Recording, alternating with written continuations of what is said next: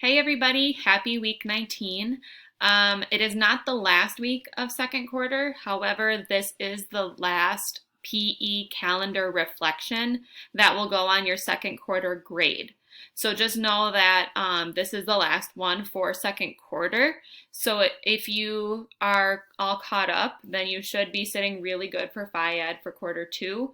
If you're not, you'll have one extra week to get things kind of finalized and caught up on before the actual last week of the quarter. So that's just a heads up there for you to be aware of. So for this week, I'm going to keep this video really short and sweet and to the point. So for this week, the secret code is last week of quarter two. So that's the secret code for this week is last week of quarter two. Like I said, this will be the last one.